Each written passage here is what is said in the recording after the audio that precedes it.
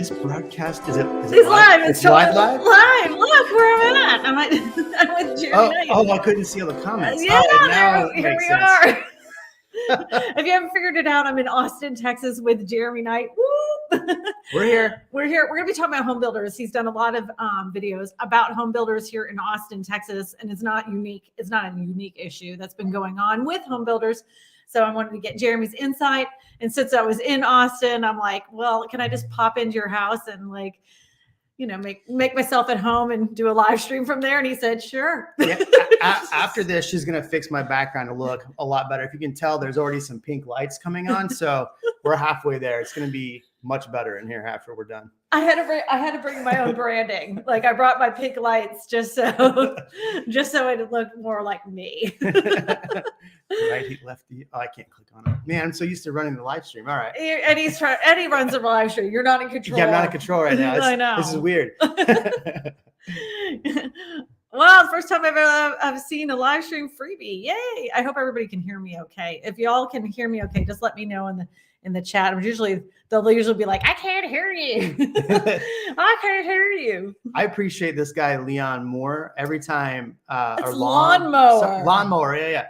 I appreciate because every time I pop in and make a joke, he puts my YouTube channel on there. So I appreciate you. I love Lawnmower. Yeah. He's a longtime subscriber. He's been there from the get-go. He's actually seen me crawl into not only a toolbox at Home Depot, he also saw me crawl into a clothes dryer at Home Depot. Like for video or just for fun? It was on a live stream and they dared me to do it. They're trying to figure out how small I am. I said, I'm small enough to fit in a clothes dryer. And they're like, do it. And so of course I did it. That makes a lot of sense. Yeah. All right. Yeah. Look at that. Oh, man, the comments are fantastic today. I like it. I know. I'm loving it. Hi, Sage. Nice to see you. All right. So what are we talking about today? We're talking about home builders. That's right. Okay. Yeah. The house, the thing is that there's been a lot of news recently about, there's two camps. There's one camp that's saying, oh my gosh, look at all this new construction. Yep. That's going to totally tank the housing market. This is what's going to cause the housing crash because home builders have overbuilt for the area. And this is exactly what happened in the last housing crash. And so we're going to have epic price drops happening.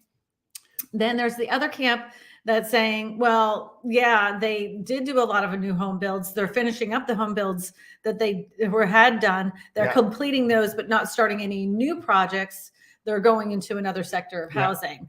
Then there's another group of people that are like, the home builders have given up altogether. They're not even doing home. That's it. They're folding up their businesses and they're starting something completely different, not even in the housing sector at all, because they know it's all going to fall to pieces and it's going to be a nuclear destruction everywhere. So out of all the camps, I don't think any of the camps are exactly wrong. I just don't think they're all exactly right. No. Right. Because I think there's a lot of crossover. So what we're seeing here in the Austin area, we did see a huge uptick in this inventory. The challenge has been is that there's just none of this inventory is really available yet. So if we have buyers right now that are looking at properties that are for sale or on the MLS, they're like still 2 or 3 months away from being built. I mean, we have stuff that's closing tomorrow that has taken 18 months to build as a new build.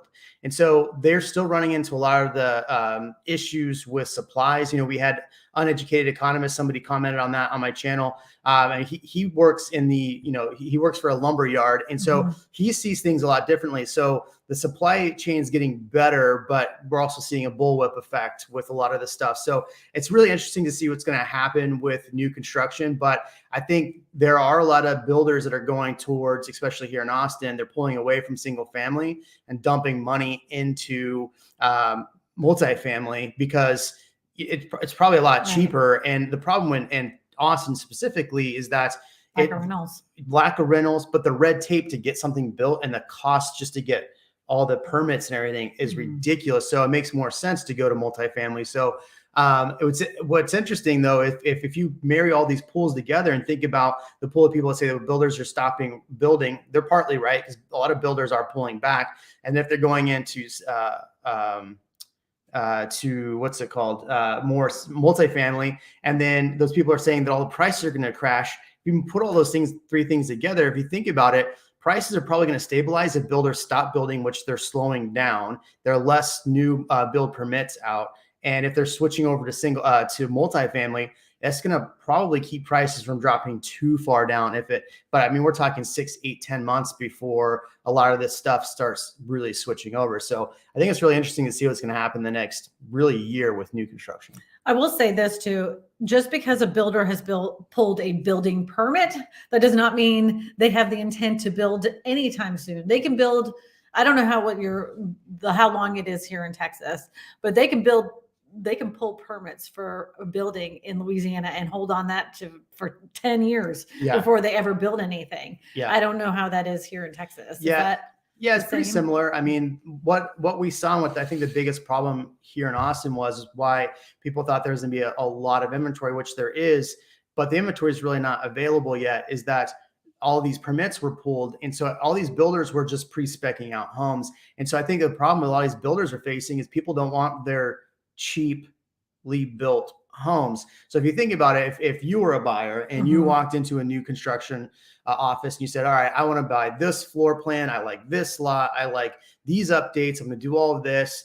And I want to put all this in the home, and you get to pick it out. Well, you got to pick out everything, right? That's the whole joy of doing that. Well, they've taken that out of it. So me as a consumer now that they have more inventory because they built these homes, I'm going to come in and chop them off the knees. I mean, we just wrote an offer today, $20,000 in $20,000 in closing costs from the builder, plus we're 20 grand below list price. So we'll see how that goes. I'll have to follow back up. Well, I mean, some of this has gotten back to normal. Yeah, sure. Like some people are like, oh yeah, the builders are hurting so bad. They were like giving $3,000 in closing costs. Well, that's a normal market. I mean, builders were giving $3,000 in closing costs. They were offering things as incentives, and that's a good thing for you as a buyer. I don't know like about interest rates. I don't know, like I don't have a crystal ball. I mean, are they going to go up? I don't know. Most likely. Are they going to go down? Probably not. Are they going to, are they going to maintain? Well, they could maintain at the 6%. Who knows, I've seen, I mean, it's the same thing with any, buddy trying to forecast what's going to happen in real estate. I've heard people say that, interest rates are going to come down towards October. I've heard, everybody say, well, the Fed's talking about raising rates again. So I think there's just a lot of things that are unknown. So we really don't know. If I had to guess, I would say rates are going to go up. And so what I find interesting, though, is a lot of those people who have been waiting to buy because the prices got out of control. Now you have the opportunity, yet interest rates are high. So what do? Do you still try to buy now when you actually have inventory? I mean, we have 10,000 homes on the market in Austin. A typical year, like in a 2019 year, we had this amount of inventory. So we're finally back to like 2019 levels. Yeah, our supply, that was the whole thing. They were like, oh my gosh, we've increased 45% from last year at this time in supply. And I'm like, all right, well, yeah, but let's look back to pre-pandemic levels. We're still at half the amount. So we still are half the amount that we need to be in our area to be in a normal market. Right. So, I mean, the houses that are sitting right now are the ones that are over, like, I would say what the median price in our area, like the normal price homes are between the 200 to 450,000. That's normal for my area. Anything above that has a hard time. So those houses in the 450, 475, 500,000, those are the ones that are sitting a little bit longer, and they're taking, those are the ones that are taking some price reductions because not many people can afford that kind of house. Right. The interest rates hurt them. So, and then like the people that are waiting for those houses to get, that were the 200s to get back in the 200s are now still paying. They're still going to pay. Even if those houses went back in the 200s, like that are now in the 275s to 300 range, you're going to be paying the same amount of money because your interest rate is so much higher than it was when it was in the 2s, and now it's in the 6s. So then if, like, let's say you're I wouldn't say actual buyer, but let's say you're somebody who has a need to purchase, and back in January you were having to go through, okay, do I write an offer guaranteeing my $100,000 over list price offer, right? Or now do you, which it wasn't fun because if it didn't make appraisal, you were making up the difference. Yet now you're in the reverse of that. Basically what you're saying is that you're in a different situation where, man, it's going to be even more expensive because the interest rate's higher. So where's the happy medium between the two of those? I think prices will definitely, Austin, and I have a video coming out Tuesday about the prices dropping in Austin. I think there'll be one more month of price drops and then we'll level back out in August. The August numbers will start to level off. Sage had a question that Eddie put up on the screen. Eddie is producing in the background, by the way. He is putting the questions up. He's in another room. Anyways, so why are they still building? Some of them are not. They're just switching. So they're not building single family homes. They're doing things like apartments, which isn't necessarily a bad thing, especially since rents have been so incredibly high. My fear is this, that if they start overbuilding apartment buildings and everything, and they have all these excess amount of apartment buildings, what's going to happen? Like, can you oversaturate the market with too much rental property? I think it's going to depend on the market. Austin, I think it will. Here's the tough thing about Austin is that every year the property tax valuations come out. So those taxes get passed on to the renter. So I think there'll be a certain point where we're saturated enough that it doesn't make sense as an investor to buy multifamily because you're not going to have a return. Mm-hmm. So I think there'll be a time where we see a bullwhip effect on what we're seeing right now in the housing market in Austin, mm-hmm. but with the rental market in Austin. Right. And a lot of if you look at some of the, so right now, I'm talking about Austin, but nationally, I think you're right as well, is that, I think it'll probably tamp down how fast interest rates are rising, mm-hmm. but at the same time, it'll be, once they realize that they're going to start dropping, they'll pivot and move to a different build, right? Yeah, they'll different go back sector. To commercial, yeah. Yeah, but our commercial real estate, I still say there's tons of vacant commercial real estate that they could turn into affordable housing options. I don't know if you've ever heard my plan, but I have this big plan of taking old malls and turning them into like assisted living, where they would have the medical facilities at the top and the apartments could be the medical facilities could be at the bottom where anybody publicly could use those, but the apartments would be at the top for all the residents. And remember the years ago, the mall walkers, right? Yeah. So they could still do their little mall walking and keep them safe. Will there be a Cinnabon in there as well? They should have a Cinnabon, man. I miss Cinnabons. We don't have them in Louisiana. I would kill for a Cinnabon. I would hurt somebody for a Cinnabon. We went to Breckenridge and I got really bad altitude sickness. And there was an emergency room literally out the stairs of my, elevator. So it was perfect. So I like the idea. I'm down. Lawnmower commented the fact that I didn't bring my coffee cup. This is a tea though, by the way. There is a tea in here. I immediately was like, hey, can I use your tea kettle? And they're like, yeah. Eddie burned his face on it. So it was really hot. Sorry, Eddie. Okay, I prefer. Don't worry, we can fix that too. Not a big deal. Yeah. Hold on, watch. Boom. Hello. You just can't read the sign. Yeah, just can't read the sign. Yeah, that's funny. I saw the sign, and it opened up my eyes. I saw the sign. I'm wondering how everybody likes the "Don't mess with Texas" sign and the Austin sign. So I made it pink. Yeah, she made it pink. I was going to do that, but you definitely beat me to it. Fact: suppliers of building materials are price gouging. Woo! Whoever thought I would agree with what? I would agree with AOC. Well, yeah, and that's happening in many sectors. It isn't just materials. That's happening with everything, and it'd be food costs. Everything, anything that they could raise the prices and have record profits and then blame it on inflation, they're going to do it. This was an opportunity that they could not pass up to fill their greedy pockets. I'm sorry. A lot of them were taking advantage of the situation. So building material prices move higher 19% over year. And he has something highlighted. According to the latest Producer Price Index report released today by the Bureau of Labor and Statistics, the price this adds up to about 4.9% increase in building materials since the start of 2022. Over year, building materials are up 19.2% and have risen to 35.6% since the start of the pandemic. Holy cow! How is this article? I'm pretty sure I used this. It's May 12th. I'm pretty sure I used this Yeah. the article. Yeah. Okay. The price index of services inputs to residential construction registered in similar houses rises 0.9% in April. I will also say this, it isn't just the building materials. It's even things like the windows. The windows became like a big thing. And then garage doors in Louisiana were a problem. Did you have a problem with garage? Yeah.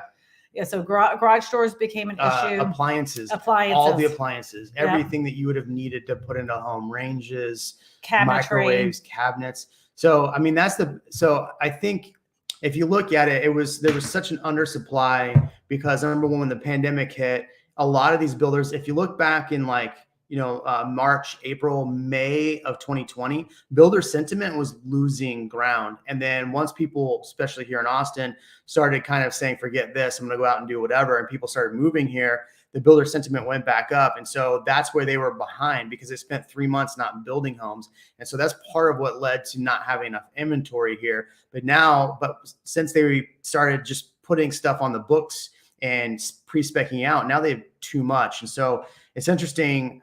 I go back to, I think they're all going to have to come together and figure something out, but they're going to do it. The problem with builders is the technology for builders is so antiquated.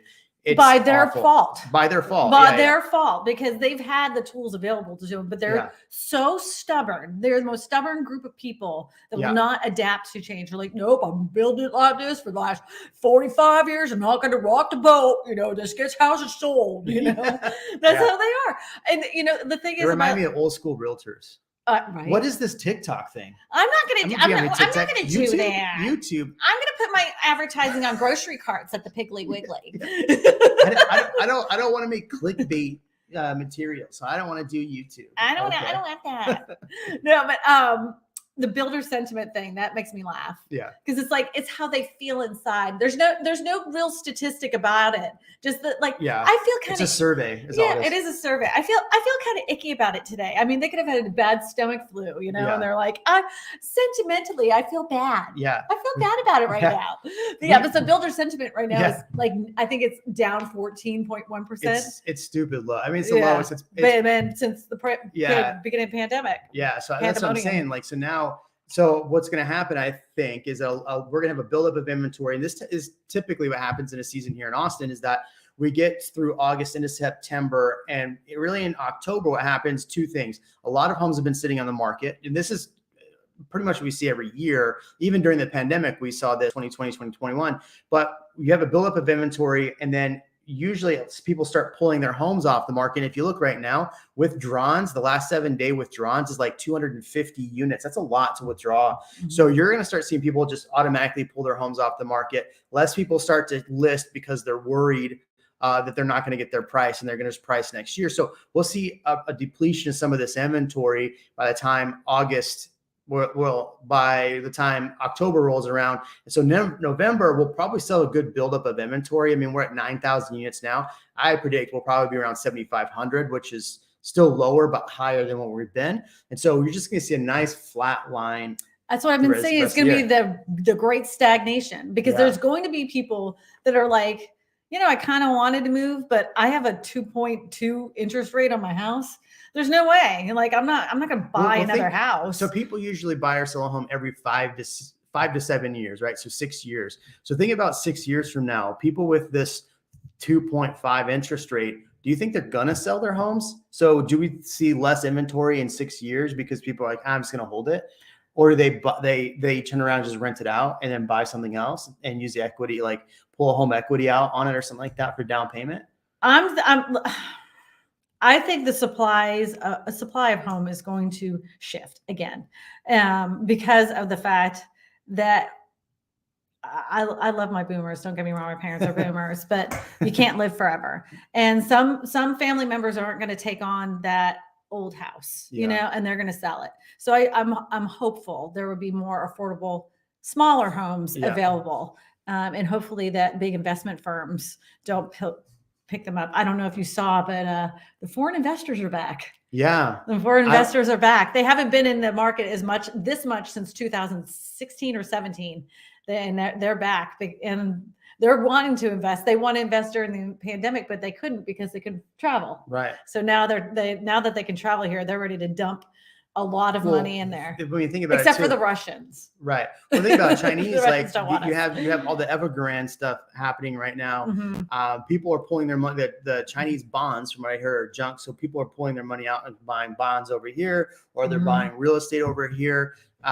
So I mean, I don't know that that's. I mean, the stat was what 28% of homes purchased during the pandemic in Austin was investors. Wow. And that's huge. So if you take that investor pool, the Chinese buyer or the buyer that's buying foreign is going to have to really pick up their weight to make up that difference, because they weren't really.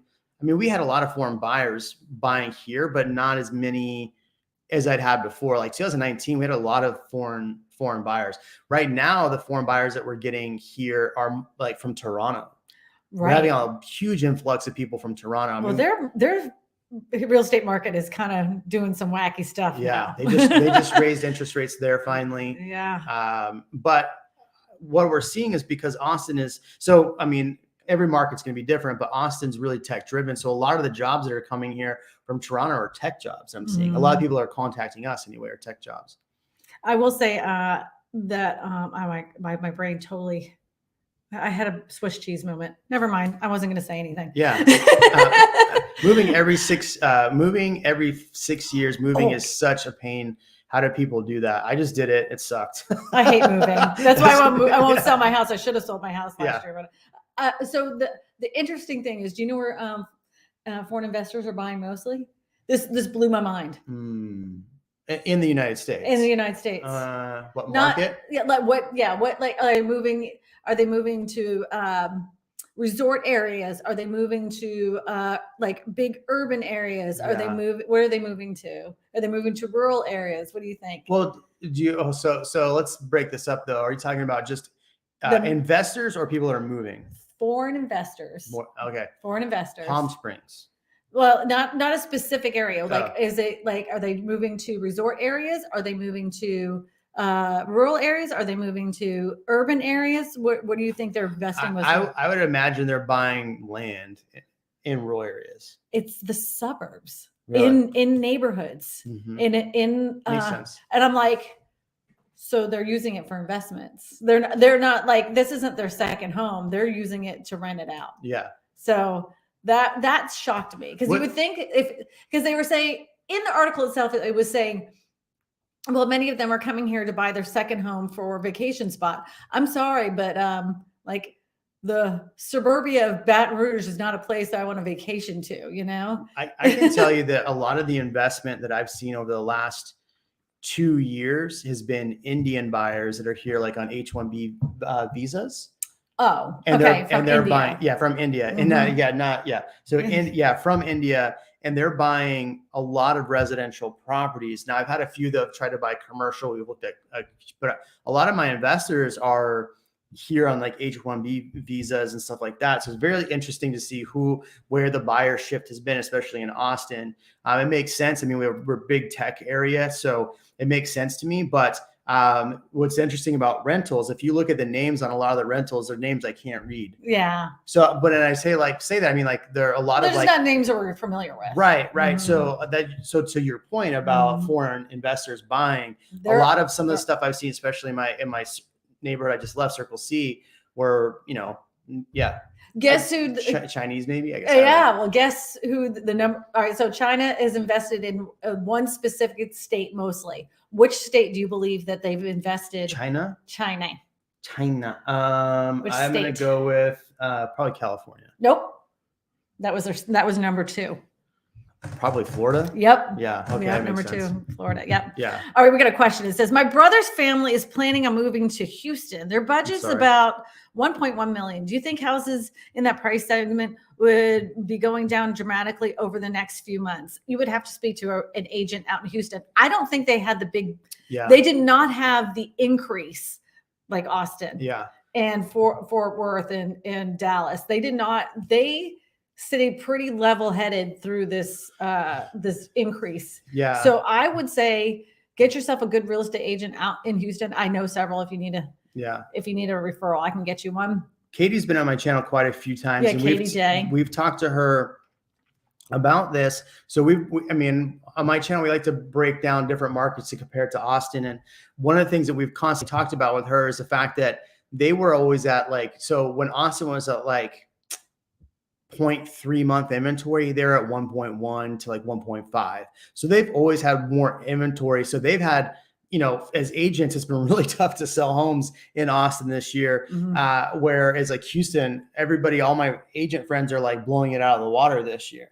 So for 1.1, I would imagine prices will cool off in that price point. 1.1 is a pretty hefty high price point for Houston area, because I'd say the median for Houston's probably in the low fours. So 1.1 probably gets you a pretty nice property. I don't see the prices dropping a lot, but I would just definitely like look in Kingwood. Yeah. I used to live in Kingwood. You'll love it. I love Kingwood. They have the best green belts that take you everywhere. Yeah. That what's the other one? Spring. A lot of people move to Spring. Oh, Sugarland too. Sugarland. Yeah. Yeah. So anyways, Eddie's single family home sales fell 8.6 year over year. Their third and biggest decline in 2022. Eddie, I can't read on Eddie. I'm on a laptop. I'm just letting you know, I'm on a laptop this big. Yeah. So I'm trying with my 50-year-old eyes with no glasses to read this. Can you read that? Like, no. Yeah. Like, can you make the whole thing bigger? There, he made that bigger. Thank you, love. Thanks, Days on the market for single family homes dropped 30 to 28. Is that percent? Dropped from 30 to 28 days. You can actually hear Eddie. Thank you. Thanks, Eddie. The close to original sale ratio for single family homes is 101%. Marketing pricing. Oh, they're still selling over. They're still selling for over, but less homes sold year over year. But that is the weirdest thing that has been happening, right? So everybody has said interest rates have gone up. Theoretically, in a normal market, if interest rates go up, home prices have gone down. Yeah. Well, I think part of why we're not seeing rates or home prices drop as fast, I mean, Austin just dropped, but is the fact that that people were trying to buy before rates went up. And so I think they're pricing that in as people are trying to still buy before rates go up. So I think that's part of it. Well, I maintain the fact that there's just not a supply of homes. Yeah. So it's like you have no choice. It is what it is. And so you have to buy what's out there. And sellers are not at the point yet where they're willing to give up their other price. What's interesting is like when they pull that stat, selling 101% of list price, that's list price at the time that they purchase it, not list price of where it had initially listed. Right. So if you listed a house for 700 and dropped it to 650 and it went under contract at 650, well, you really sold at 50,000 less than your listed price, but you actually, if you're the way the MLS will read it, is it sold at list price. Right. But here's the thing. Like, so that 101 could be a little off too, is all I'm saying. Right. But they should have been probably priced at 650 to begin with, but they had, some of these sellers have had, their heads in the cloud. They're going, oh, I can get whatever I want, and I don't have to do anything to fix the house. So. Yeah, that sentiment's definitely changing. I mean, I've been on several listing appointments over the last few weeks, and it's the sentiment is like, okay, how do we list this when we're not on the market 60 days? So it's like, okay, well, here's where we would have priced 4 months ago. Now we're going to price really like 10% below where that was, because that's 10%? That's where how much. If you look at the price month over month, Austin dropped 9%. Watch my video on Tuesday, by the way, if you want to get the full. So let me just ask this, because I heard the most. But they're still higher than selling earlier in the year. I heard a ridiculous quote that said you all were, what was it? The compounded. What was it? What did he say? He said compounded list price. The guy from Redfin.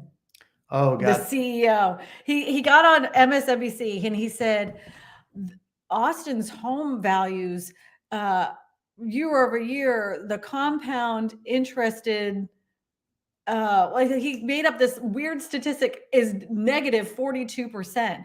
So I actually had to look that up, what that meant. Because it was like, that reads like stereo instructions. I have no idea what he's talking about.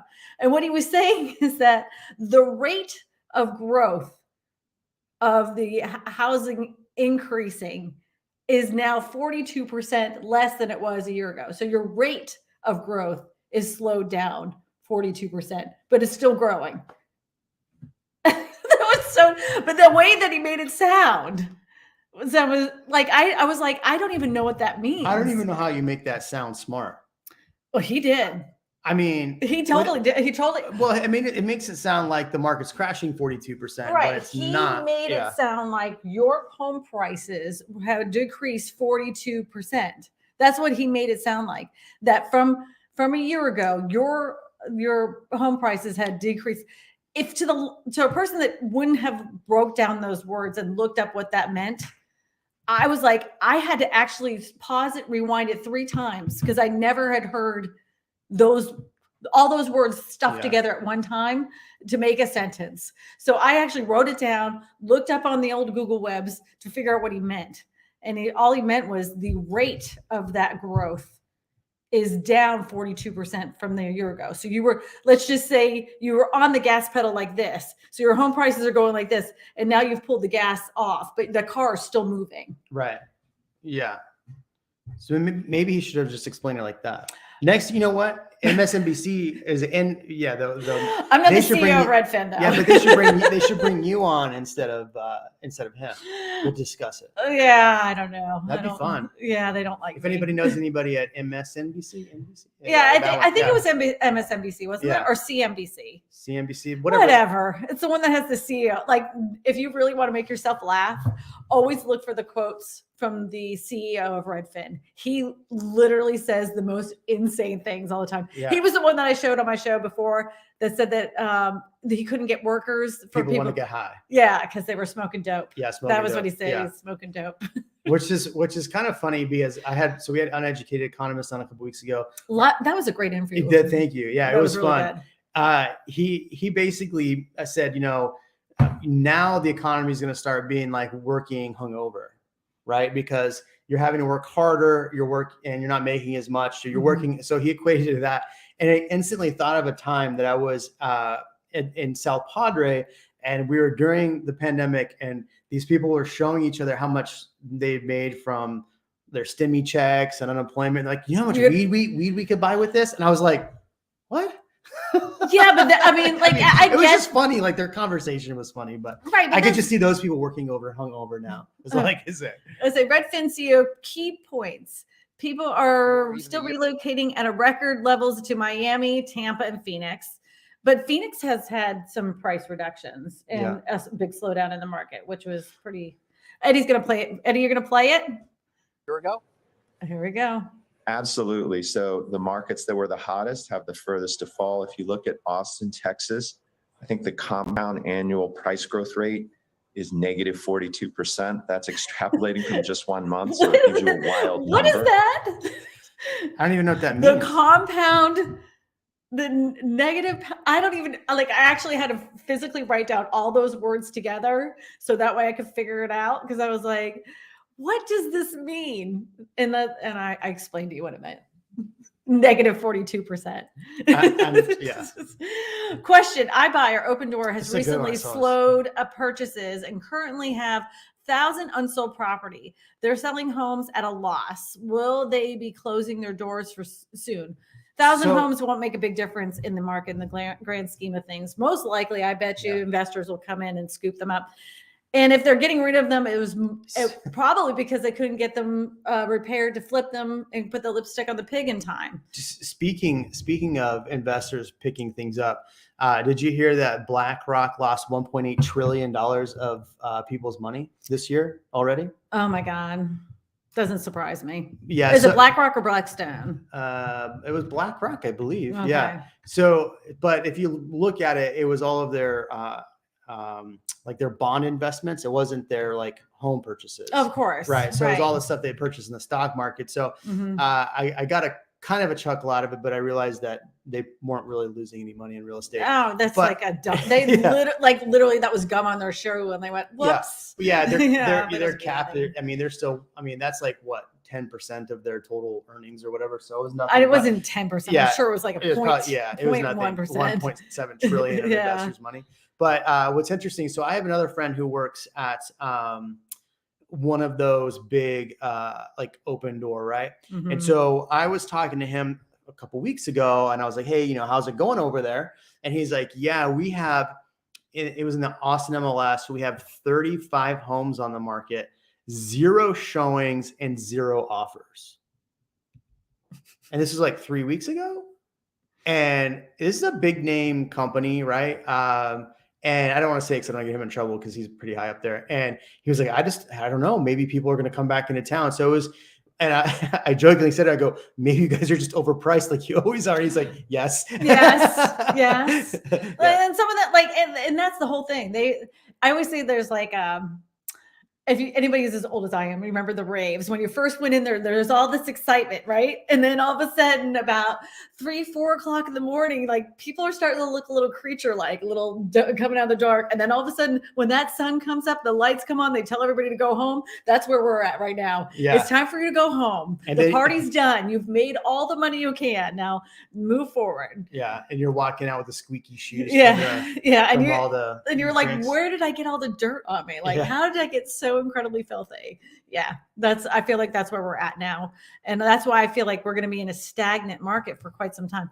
Somebody sent me a video recently that said there isn't a shortage of supply of homes, that the whole idea that there's a supply shortage is a falsehood. Do you agree with that assessment? That there's a supply shortage? Yeah, because the NAR has come out with statistic that said that was we are short for 5.1 million homes. Yeah, I keep seeing that. It's interesting. I think we're short homes, but I think what we're short on homes is affordable homes. That's right? Exactly. That's I think that's the biggest problem. If homes were under, let's say in the Austin area, if you could buy, so if I were to pull up the MLS right now, we look at homes under 300,000, there would be nothing. And we're talking 10,000 homes on the market. Yeah. There would be very few.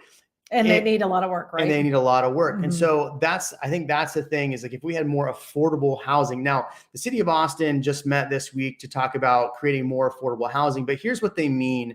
Like when you and I hear affordable housing, I think of a single family home that's affordable. No. So what they're talking about is giving $300 million of taxpayer dollars to subsidize builders to build affordable homes, but they're all going to be, mixed use. So this question about residential codes is that this isn't going to be, they haven't changed the codes. They're just trying to take more. So homeowners in Austin or in Texas foot the bill for everything pretty much. And so now they're going to take more. So that's just going to make affordability in Austin even tougher, because you're taking another $300 million to give. You're basically robbing Peter to pay Paul.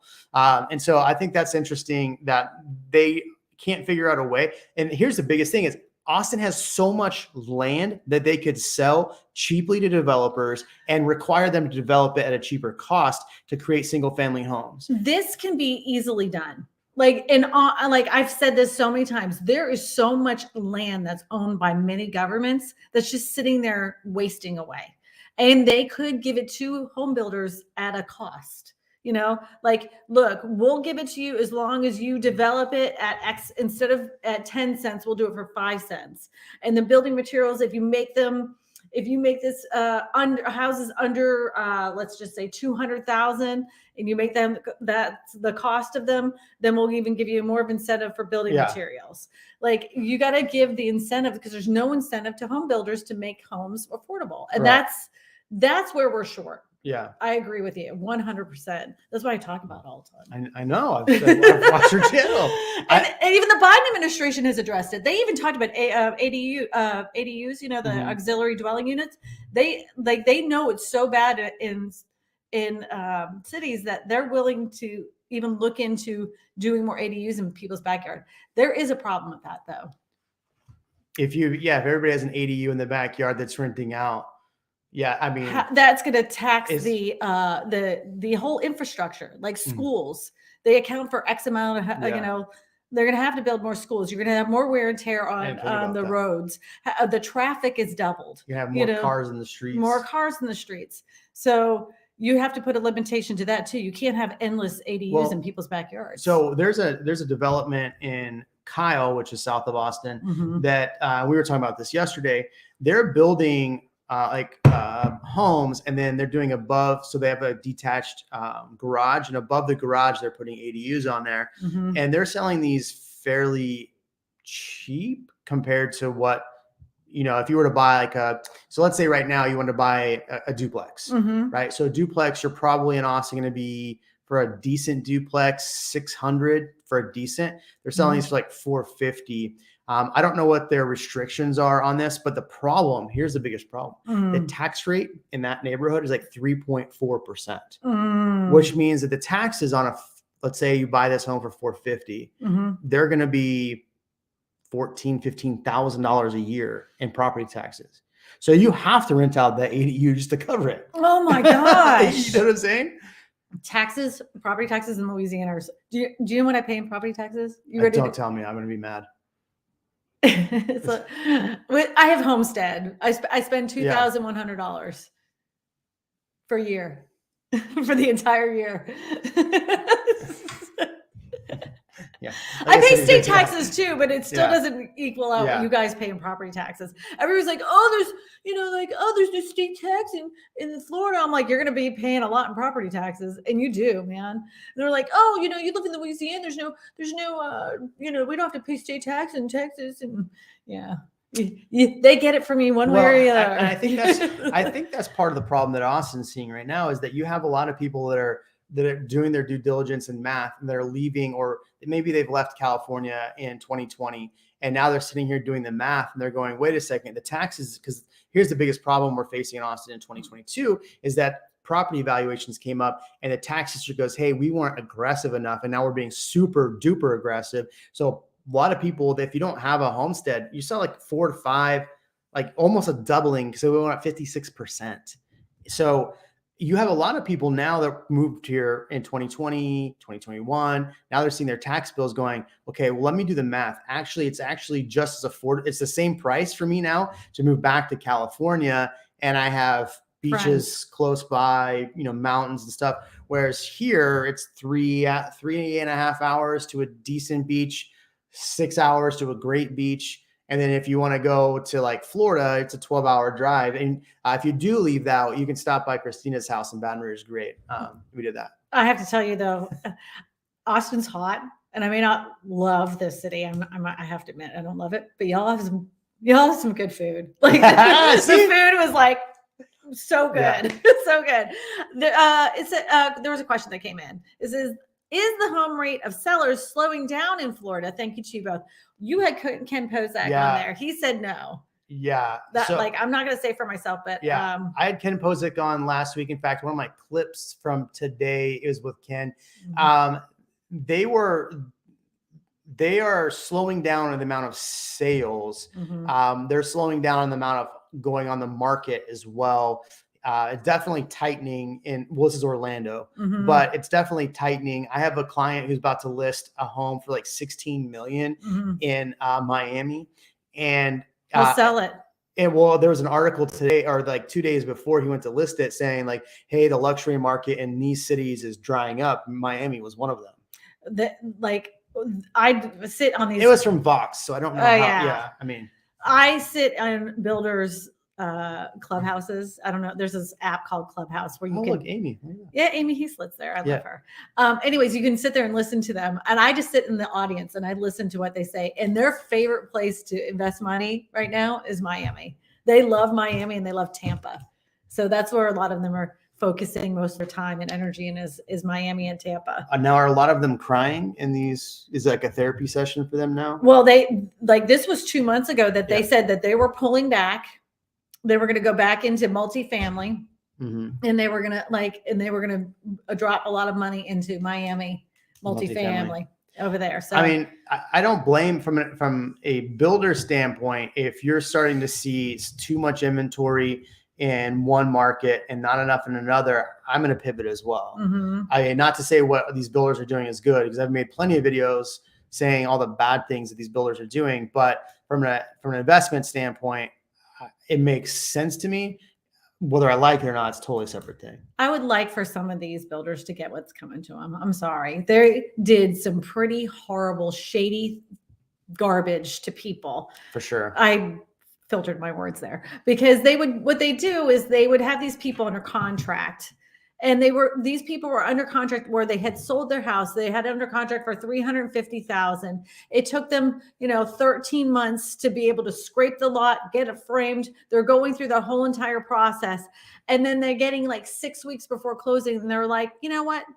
We know we negotiated this for $350,000, but we're going to go ahead and charge you a $475,000 because the market rate right now to purchase that same house is $475,000. And if you don't like it, it doesn't matter. And no, we're not going to refund your deposit because you were under contract with us. And our contract protects us as a home builder, but not you as a buyer. So either you take it or you leave it. And then they would give them like 24 hours, and on hour 23, the builder was sending them the contract to cancel it because they already found themselves another buyer. Yeah. They did not care. So if they get a little taste of their own medicine because they have overbuilt a little bit and they have to eat some crow, good. You deserve it. You deserve what happens to you. I'm sorry. Well, one thing we're starting to see, and I've seen a few people make videos on it. I want to be careful about how I make the videos related to this topic, though, because I don't want it's just a touchy subject. But what I have seen it's a touchy subject. Wait, I'm going to touch you the wrong way. This way or this way? No, okay. You're touching me. You're touching me. It is a fact that there's a fair amount of buyers that I've seen threatening to or backing out of a contract with a builder that they're under contract on and going either to a different builder or trying to move to a different home in that neighborhood for a lower price. And so this is something I've seen happen. I know on my team, we've had a few buyers say, hey, look, we want to do this. So here's the problem though. We just had a client that wanted to do that. The builder was like, yeah, go ahead. You can change to a different lot, a different property. Go ahead. This was, I don't want to say their name, but it starts with a DR. And it's with a Horton. Yeah. Well, here's a who? Yeah. Who's a who? And they were like, no, we're still going to take your $5,000 earnest money on this home. And you're going to have to put $5,000 earnest money on this home. And I was like, well, why don't you guys just find a different neighborhood where, so the challenge is you might lose $5,000. Or somebody wrote out a comment on my channel that they left $60,000 on the table because they found a home $120,000 less. So they left the $60,000. I don't want to lose $60,000. But so that's the thing that you got to face as a buyer is like, if you can't get that money back, then you just stick with it and buy the home that you're under contract, even though they treat you like trash, or do you lose a few bucks and go buy something else cheaper somewhere else? So I got to be very careful about how I do a video on that, but I think we are seeing cancellations. Right. You just pull up the articles to show the facts. Yeah. You're not doing anything. But if I will say this. Well, I don't want people to go, well, Jeremy said I can terminate, and then they go lose their earnest money. Right. That's not what I said. I was just going to say, like, no matter what, have a really good, close relationship with your real estate agent and have them explain to you the contract thoroughly. Your real estate agent, that is their number one job. I mean, Grady, you think it's showing the house? It's understanding that purchase agreement. And if they can't explain to you and how you can get out of this in the correct way, then you need to move on to another real estate agent. Yeah. So anyway, yeah. And I would also do this before you sign with any home builder, look up that home builder's reputation. Yeah. Look to see if there's any news articles, local news articles. See if they've been in the paper or on the local news. Yeah. Yeah. Because we have some litigation going on in our area. We do too. With Horton Here's a Who? No, not Horton, but we have Horton Here's a Who. Lennar and Austin's under lawsuit, and Bradshaw Crossing. They purchased Ryland Homes, which Ryland Homes is now running into issues over foundation issues in Buda. So, I mean, it's now Lennar, but so that's two companies or two neighborhoods Lennar's running into issues. There's a whole website. What I would recommend is before you move into a neighborhood or move somewhere, I would go try to get into the Facebook group and just like ask questions about think, you're going to get a lot of negative. Facebook's cranky, right? So some of it you're going to take with a grain of salt, but I would go in there and ask questions like, hey, who here built with this company? What were your thoughts? What happened? And I would do that and do a little bit of due diligence. Or if you're going to the builder's office, just talk to people. This is the great thing about Texas. People talk to each other, but you just go and talk to anybody that's driving by and be like, hey, did you build with this builder or that builder? What was your experience? What should I look out for? All my exes lived in Texas. I just thought I'd throw that out there. I don't have any exes in Texas. Oh, yeah. Kim Doll wants to know, question. If the with the Cali peeps run back to California, what happens to Austin? It goes back to being weird, I guess. I have to tell you that I said to Jeremy, I'm like, oh my God, my purple hair, it does not stand out. Nobody cares. Everybody's got different color hair. Yeah. We were at dinner at Laurel last night. And I just blended in with the crowd. Yeah, it's total. With my clown pants and everything. Yeah. I mean, it's funny is I see this stuff every day and I don't blink an eye, but if I go somewhere outside of Austin and see, I'm like, whoa, what is this? So it's fun. I like Austin. It's a good place. Even though I just moved out of Austin. Well, you're close enough. I'm close enough. All right. Question. Do you think mobile home prices will be going down? And if so, how soon? So manufactured home, if you look at the trends of manufactured homes in history, every time they have risen, they have never gone back down again. That doesn't say that when there is a supply on the lots of new manufactured home builders that they aren't willing to take deductions. But on their website, they always once it is 120,000 and it goes up to 130,000, they don't bring it back to 120,000. They try to keep it at 130,000. They'll give you incentives. They'll give you incentives. They'll give you some other stuff, but they try to keep it at that price. They'll give you like an upgraded package of your your appliances or your cabinets, countertops, your even your insulation, even your AC unit. They'll even put down wood flooring. I mean, there's all sorts of things they'll do to incentivize you to buy it at that specific price. Then actually bring down the price of. They won't bring it back down. They never have. If you look at the history, they never have reduced. Now, is that for just mobile homes or just like home builders in general too? No, this is just, I'm specifically talking about manufactured housing. Yeah. Just like with anything that's HUD standard manufactured housing. Standard. Okay. Observation, according to Redfin, June outlook, all Texas markets except for El Paso are beginning the downturn trend. Downward trend. Downward trend, according to Redfin. Yeah, because I heard the CEO was like, "Oh, Texas is going to have a hard time. This is going to be a bumpy road." That's what he said. It's going to be a bumpy road. Well, I mean, okay. I mean, it is. There is there. If you look at the graph, there is a downward. But I mean, are you a downward trend from what? Six months ago? I think. Oh, is that 6 month time? I can't read that. 6 months. Anyways, but let's just say this. I still say you're going to level out. It's not going to tank to pre-pandemic levels. I heard one YouTube experts that said that you're going to go down 45%. 45%. I'm like, 45% of what? From what? Well, we just went down 10%. So you'd have to go another 32% to get, well, we actually went down 8.6%, something around there. Mm-hmm. So, but that's Austin. For the median price. That's for the city of Austin. Right. If you look at the MSA, which Robert wrote here in the comments, the data for the MSA includes Hayes County, Travis County, and Williamson County. So you have 3 counties that it incorporates. What does MSA mean? It's like the statistical data. So they add, so if you look at an MSA is not just the city itself, it's just the suburbs around it. Yeah. Okay. So it's the greater, like we have the greater greater Baton Rouge area. Right. So you have the greater Austin area. Yeah. Okay. So that would be like, as far as like north is Georgetown. If you, as far as south really is Bucyle, San Marcos, North San Marcos, kind of. I think San Marcos gets put in our data and they always drag us down because San Marcos is weird like that. But like, yeah, east, I'm in Dripping Springs. So Dripping Springs would be one of those. So yeah.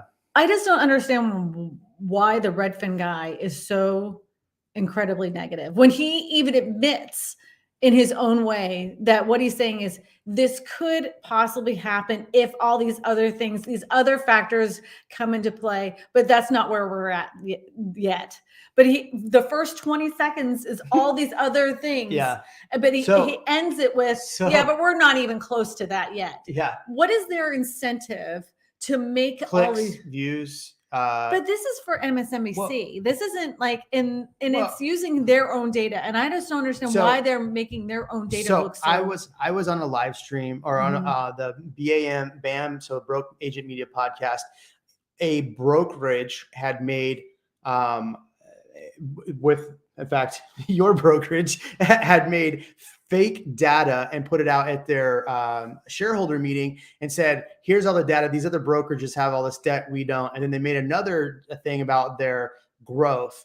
And my brokerage was shown to have debt and they didn't. And so there was all this fake data that they had used. So they did it to make themselves look better, right? So if you look at Redfin wants to be the leader in everything data. So if they know it sells. And they know it sells. It's fear sales. Right. It's the same thing like Patrick Bet-Davids. If you see his podcast, Valuetainment, he just put out a whole video about how the market's going to crash, how you're going to be able to pick up stuff for cheap, how you should invest your money. But by the way, I'm not saying the market's going to crash.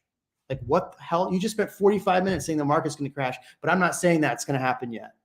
Like, okay, like I could say that so this is what I love about those people who talk about the market crashing. I love this because here's what they say. It takes 5 years for the market to crash. But what kind of bullshit is that? You dropped the F. Oh my gosh, you said a swear word. I said a swear word. What? Like, it takes 5 years so anytime in the next 5 years, if the market crashes, I will be right. I could say that I will be rich in the next 10 years. If I'm rich in 3, then boom, there you go. I was right. Right. If I'm broke in 9, then I'm in big trouble. Well, I got a comment, and this guy was arguing with me. He was like, the thing is, Kristina, like, you're changing your tune. I'm like, I'm not changing my tune. He's like, well, the thing is you have over 200. This is what he said. You have over 200,000 subscribers and barely any views to your videos when all these other channels, and he named the ones of the housing crash channels, I'd say, you have all these other views. I mean, maybe you should change your tune. And I said, I'm like, I'm not going to lie to people and tell them that the housing market is crashing when that's not the case. I can only show facts and data the way it is. To me, in my opinion, from what I can see, we have a great stagnation going on for quite some time. How long will that last? I have no idea. But if it ever looks like the housing market currently is crashing, I will be the first one to go, here it is, folks. It's finally happened. We're starting to see a housing crash. But in the meantime, I'm not going to lie to you just for you to click on a video. I refuse, absolutely refuse. So will that make me I could have easily been over 300,000 subscribers, maybe even 400,000 if I had stayed on that path of just fear-mongering housing crash for the last 2.5 years, but I didn't do it. Well, if you think about it too, those same people that said the market was going to crash said that in 2020. If you bought a house in 2020 and you sold it in early 2022, you made a ton of money, especially in Austin. Yeah. I mean, think about it. Like I helped a client who purchased a home, no joke. They closed on this home November 2021. We sold it. They knew they were going to pay capital gains tax, but we just sold it in March. So they owned it 7 months and they made like $300,000. Ooh. And that's after realtor fees. That's after everything. And guess where they moved?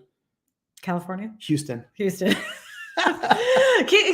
is like I think they had their biggest heyday in the 80s. Yeah. I think they had their biggest like growth burst, what do you say, in the 80s. I mean, with the oil industry. If you like all these crash people, it's funny that you got to be careful. I call them the crash bros. Yeah. Housing crash. Well, there's one specific channel that doesn't even own any real estate, has never owned real estate, and is giving pretty big advice for never owning real estate. I don't think you have to be somebody who owns a ton of real estate to talk about the market, yet you have to understand the basics of how a market works. Right. And let me just tell you, they're kind of smart because they do not have a real estate license. They do not have a stockbroker's license. They do not have any kind of financial license to get themselves in trouble. So they can virtually say anything without being sued. Yeah. Matter of fact, if you look at their description, It actually says this is for entertainment purposes only. So they don't have to be truthful. They don't have to be truthful. They can't get in trouble because they're not licensed with anybody to get them in trouble. Yeah. So they can say, you can literally, anybody with a camera and no license to do it, they can say whatever you want. Yeah. This channel is not marked for children. Oops, my bad. Whoops. Yeah, I don't make children's content. Yeah. Unemployment is high where housing is cheap. Yes. Question. I don't know that that's true.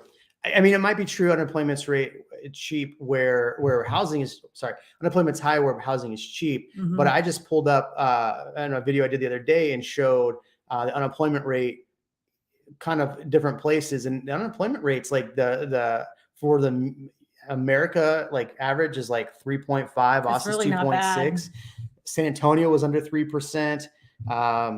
That's when I think we're gonna have a housing crash. When the unemployment numbers start getting high and we have a jobs crisis, then housing will suffer. That's what I always say. Yeah. All right. I just bought 2.4 acres near Denver, Colorado. Nice. Congratulations. I want to invite me. I was wondering if I should shelf build ASAP or if I should wait for something to happen in the market. What are you waiting for? Like what would be the catalyst that make you go, okay, this is it. Now I should wait. Well, what is your waiting? I guess, are you waiting for prices to go down for materials? Well, if you think about it, the lumber went from 1,600 down to it's 550. But what if they're financing?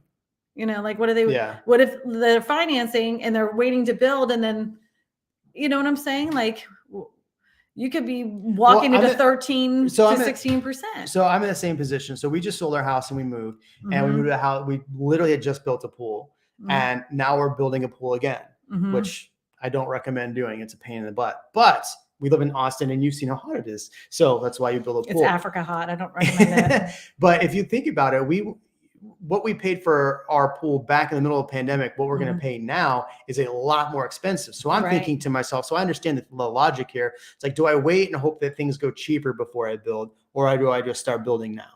Right. And so I guess I get the question. I think is like, nobody has the perfect crystal ball to tell you what happens if prices start going up again. Right. What if we continue to have a shortage? What if something happens after the election where craziness ensues and now prices go up even more? Right. Because the thing is, you got to think about, we're in an election year. An election year, 2020 was a crazy year without that. 2018 was a crazy year in the housing market for us too. No. So every time we have an election year, it's always like a year of uncertainty. Yeah. Which like everybody's talking about 2023, like maybe 2023 turns back to being a crazy market again. Because we're not in an election year yet. I think election year really does have a lot to do with messing with the market. I think it messes with people's head because even my parents were like, oh, don't buy a home during election year. Yeah. It was like, oh my God, if you had bought it during that election year, you would have saved yourself $20,000, dummy, whatever. Moved out of Austin in 2012 to Indianapolis due to a job. Owned a 5,000 square foot house with a stable, decent earning job. Thinking about moving back due to moving back due to the winters. I'm sure because it's freaking freezing out there, and you don't have to shovel heat as miserable as it is here. Is it the right time to move to Texas now? I would say that's a loaded question. It's a loaded question. I would say, well, number one, it depends what market you're moving to. But I would say if you're going to be buying in the Texas market, I really still believe the best time to purchase a home in any Texas market really is really like the middle of July to the beginning of October. And then inventory builds up around that time. And I've been very consistent about saying this. Yet, if you buy a home at the beginning of the year, and if you're looking at a yearly trend, you're typically going to buy a home less at the beginning of the year. You're just going to have a lot more competition in the beginning of the year with multiple offers and things like that. Now, maybe 2023, we don't see that because maybe we have a lot more inventory lag. But you also look at where interest rates go in 2023? Are they going to be higher? Did they bring them back down? It's not an But election you're talking year. about your specific market. No, I'm talking about Texas in general. Okay. In general. Because So ours doesn't run that way. yeah. So I would say if you're going to be looking in Texas, I would look like August timeframe to purchase. It's hot. August, September, it's hot. But just know that if you buy in February, March, you may have more competition then, and you're still going to see prices go up through the rest of the year. I burped, So, excuse me. I didn't want to blow a burp on you. Did you have enchiladas today? Yeah, I did. Sounds so I was good. like, oh my God, I totally burped. It Yeah. doesn't matter when there's nobody in here. And I'm like, he's going to be smelling onions any minute. And I was like trying to do it like this. And there's no casual way to do that. You had like a big pancake today. I know, but I ate all that. Was amazing. I know, but I ate all that guacamole. And I did not want to blow guacamole onion breath on you. I'm so sorry. So, I think I think the markets are definitely going to stabilize. So if you're going to buy, I would just make sure that you're going to have all of your ducks in a row when you do it. I don't tell people to buy just to buy. Yeah, I would say have all your ducks in a row. I'd say a good time to buy is usually around August, September. Right now until September, right? Yeah, and then November things start changing because a lot of buyers come back in the pool because they want to close before the end of the year. So you'll see a little mad dash in November until really like the first week of December. So if you're not, I wouldn't look in November, but then I'd look probably middle December if you're going to. But once you start getting in our Texas markets, once we start getting into like middle of January, February, it's kind of it's a crapshoot because ours is right after Mardi Gras. The minute Mardi Gras is over, houses are like, it's on. That's the spring market is on. It's like somebody blew a whistle. It was like, and they're off because all of a sudden you start seeing the listings go up and then you see the buyers start going. But it's like they're in hibernation. The whole like January, December, they're total hibernation. Very little it's moving. But the serious buyers, the ones that really want to buy, are in November. Like they don't want to mess around. They're ready to buy something because they do not want to. They do not want to mess around before the holidays. They're ready to buy a house, but there isn't a lot on the market. That's what I always tell. And then October, that's like a lot of them pull out. So that's why I always tell my clients that are like, should we sell in October? I usually tell them, no, let's wait to the second week of November, because usually that week before Thanksgiving, what happens is everybody wants to buy because they want to have their home under contract by the time they go to Thanksgiving, and then they want to be able to move in before Christmas. So that second week of November, my favorite 2 weeks to list homes. I know they sell fast, and no matter what the market, and there's always shifts in the market, and no matter what, like good, bad, or ugly, there's always shifts. The only time that I've ever seen it go up every single week, and even during the hottest part of this market, there was a downturn. People were like, that's it, the party's over. And then all of a sudden it was like somebody flicked on the lights again. They're like, oh no, the DJ put another record on. Yeah. We're back up. What's that when you come back on after your show's over? Yeah, the encore. Encore, there was an encore there. Yeah. I'm a contractor with a build and will close in December. I'm under contract. Yeah. Okay. I'm under contract with a builder and will close in December. I have not spoken to my realtor since I signed the contract. Oh, I'll tell you why in a second. I was leaning towards canceling due to interest rate. Can I still change realtors? Okay. So number one, no, you can't change realtors. Yes. It depends on the state you're in, but once you're under contract and you have a realtor, you can't fire them. You can let go of a realtor. The broker, though, you can have the broker handle it. Yeah.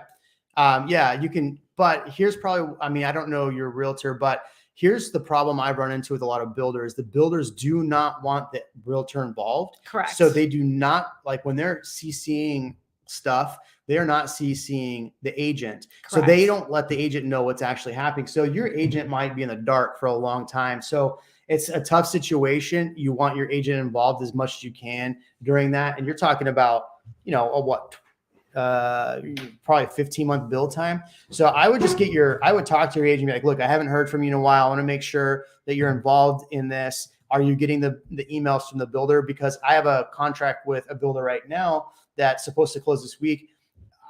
There were months that I had no idea what was going on. And I would email the builder. The builder would not respond. I'd have to call my client to find out what was going on. But that being said, you called your client. He hasn't spoken to his he or she has not spoken to their real estate agent. Their real estate agent is getting a commission. They should be contacting them. you mind putting it back up so I want to answer that question. So 2 things on there. So if you want to cancel the contract with the builder, I would talk to your agents, because you are going to most likely, that builder is not going to just give you your earnest money back. If for some reason you got out of that contract and then you wanted to change your representation, that's a question you could have there. But as far as like, if you're leaning towards canceling for interest rate reasons, just know that you're really not going to get a better deal for terminating because of interest rates, unless you can terminate and get a much lower price. On our contract, you can. Our state I don't know what you got to look at your builder's contract. Our state contract specifically says there's a line on them. The interest rate can't rise above X amount of percentage points. So if you were locked in under contract and it was like 4.7%, right? And the interest rate now is over 5%, you could get out in my state. That's if you're buying resale, though. Right. New build, they don't have that stipulation on there, because the it builders depends on the state as well. The builder writes those contracts for the most part. So there may not be, there may not. There may or may not. Yeah. You may want to check that out. So I would see what ways, if you're going to terminate, what are the reasons you can terminate, and then if you feel you need better representation after that, I mean, speak to their broker. Because you're already under contract, they've already written that out. But if you're not liking your real estate agent and you don't even know if they even know what they know, like are supposed to know about this, ask to speak to the broker. Have them go over the contract. The broker will know the contract. That's for sure. What are you giggling about? This comment right here. If Beto basically is a new governor, then you should stay in Indianapolis. I think that's pretty funny.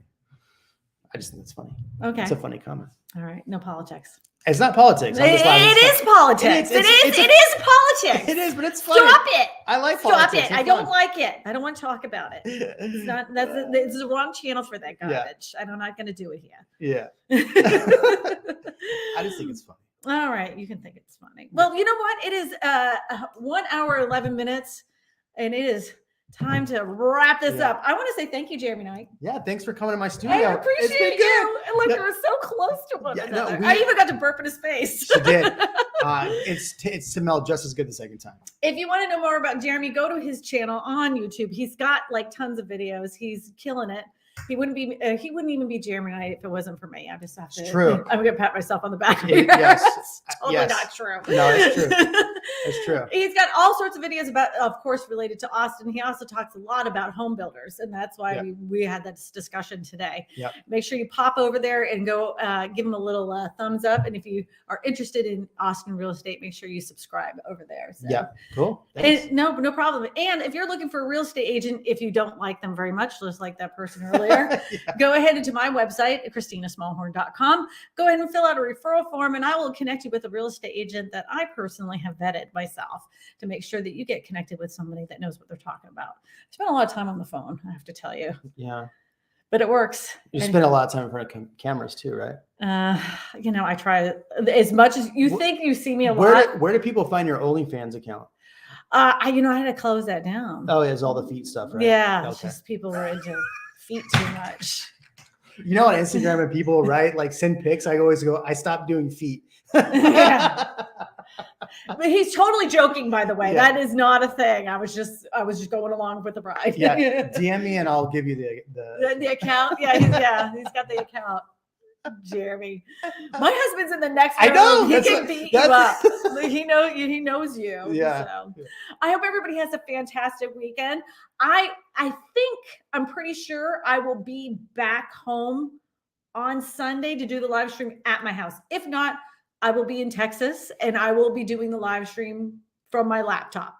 And I may not have a moderator or somebody. I won't have anybody with me, but I'm going to be here all the same. So thank you to our moderators. I like that. Yeah. Well, there's several people in the chat, like Lawnmower's a moderator. Yeah. Oh, okay. Gotcha. Diamond Rush Media and Debbie Brady they're all moderators. So when people get out of hand, start talking a bunch of politics in my chat, nice. They got the ban hammer. So and they can ban them. Could they have muted me on this? They couldn't have muted you. Oh, no. Okay. They're in the chat. They're making sure that nobody's acting crazy. Oh, is Sir Ashley here? Ashley. We were just talking about him. We were just talking about him. We greatest real estate agents we know on YouTube. We really like We Sir literally Adam. like less than an hour and 13 minutes ago we said that. We That's funny. love ourselves some Sir Yeah, Ashley. that's So funny. thank you, everybody. Have a great weekend. So long, farewell, Auf Wiedersehen, goodbye.